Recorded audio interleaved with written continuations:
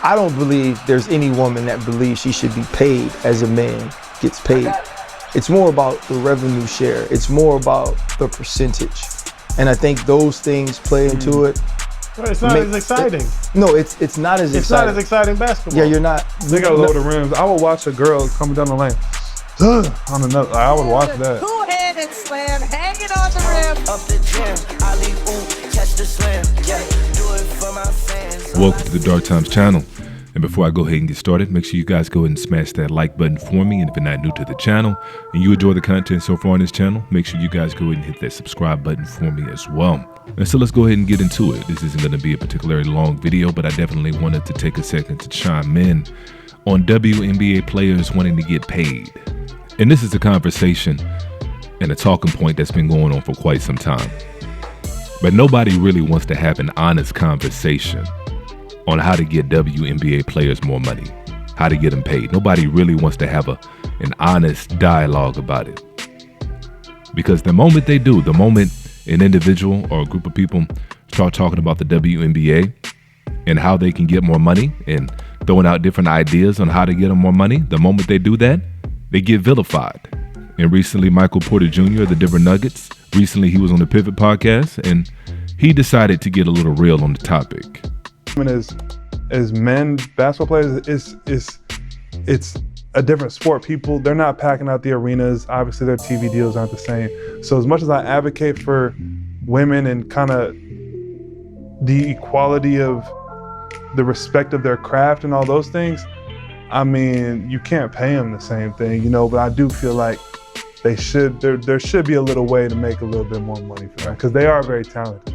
Yeah, I think the big thing, obviously, when you're thinking about negotiations, labor unions, and different things like that, I don't believe there's any woman that believes she should be paid as a man gets paid. It's more about the revenue share. It's more about the percentage. And I think those things play into it. And then the other side of it is treatment, you know, within their own organizations. Like they're never, like they don't. Well, it's not as exciting. No, it's not as exciting. It's not as exciting basketball. Yeah, you're not. They got low the rims. I would watch a girl coming down the lane. On another, I would watch that. They need to lower the rims. No doubt about it. 100%. Absolutely, they should lower the rims. Because if it's really about getting women more money and being more marketable and getting more eyes in front of the television and getting more people to pack the arenas, if that's what it's really about, then you're going to think outside the box. You're going to experiment a little bit. Back when the NBA was first starting out, what did they do? They had different colored balls.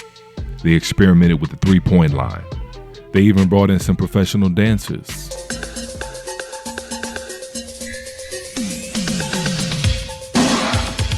Come on! It's not ballet, it's disco, Bernice. Come on, girls, it's this here. Sex, you know?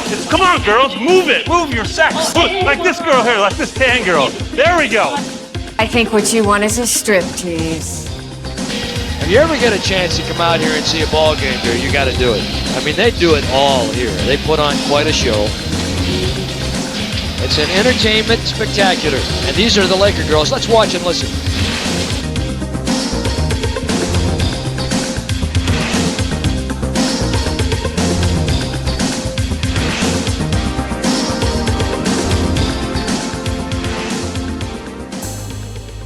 It's called innovation. They were trying to do whatever they could do to make the sport more marketable. And there was no egos involved from the players because for the most part, the players understood. In the end, this is going to help me get more money. In the end, this is going to help me keep my job. And so as logical as it sounds to lower the goals to, 9.5 or 9 feet, as logical as that sounds, you got WNBA players talking about that's insulting. And that's something that they would never do. Forward to doing more this year. I got a question, and this is not a shot at women in basketball. Well, good, because you're going to be in listen, I had this talk. I think me and Rebecca Lobo had this talk during the Hall of Fame, and I was talking about doing something that gets, not your average fans, people that don't watch WNBA basketball. What can we do to get those fans to tune in? And I was like, why can't we lower the goal to at least 9.5 feet? Because I think for somebody that don't watch WNBA basketball to have women dunking on other women would definitely bring more excitement to that game, and have, you know, those guys that don't watch WNBA basketball tune in, and you get more fans that way. What do you think about that? I mean, my thought on it is, you know, I've been playing basketball on a 10-foot hoop my whole life. So to move it to 9.5, it's going to take a long time to get used to that. And then also, like, And just like Michael Porter Jr. is receiving his backlash right now from the media and groups within the WNBA, Tracy McGrady got the same kind of backlash when he made his comments. In his comments, just like Michael Porter Jr. was right on the money. Just lower the rim. only playing basketball to dunk? Like, I'm not sure. No, you playing to... Like, you just want to see me dunk on somebody? Like, I don't know. The skill level is off the charts in women's basketball. Right. But I think as far as bringing the entertainment... Yeah, I understand that for sure. That element, I think, you know, you gain more fans. And not just dunk, but to go up and yam on somebody. Michael, get it pulled with a fresh shot clock. MJ. Oh, he did it! Michael shakes the finger!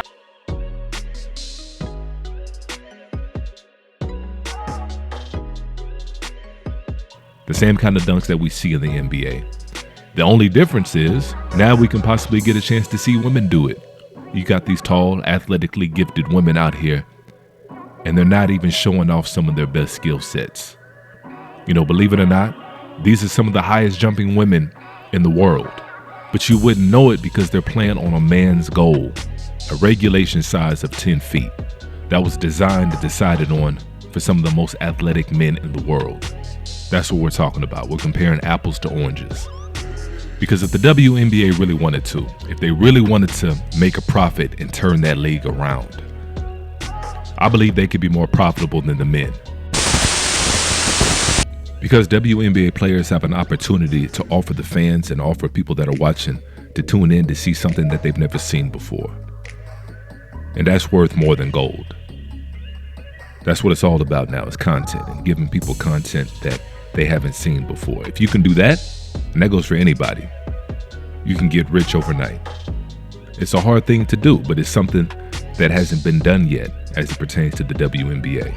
If it was really about bringing in fans and it was really about trying to maximize money and get these women paid, they could turn that league around almost overnight. You lower the goals,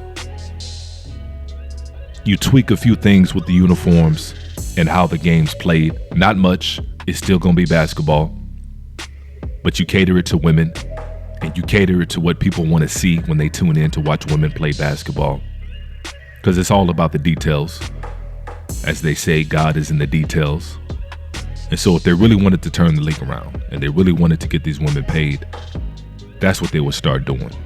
But it's starting to look like it's got nothing to do with making money, because they're not trying to entertain. They're not trying to bring in new people. What they're trying to do is prove to the world and tell everybody that there's no difference between men and women. And women can do whatever men can do, and men can do whatever women do. And so that's what it's looking like. That's what it's looking like it's really about. It was never about making money. Because like I said earlier, they would have been tried some different things, but they haven't, and they're not going to. But let me know how y'all feel on this particular video. Go ahead and drop a comment in the comment section below, and as usual, peace and chaos.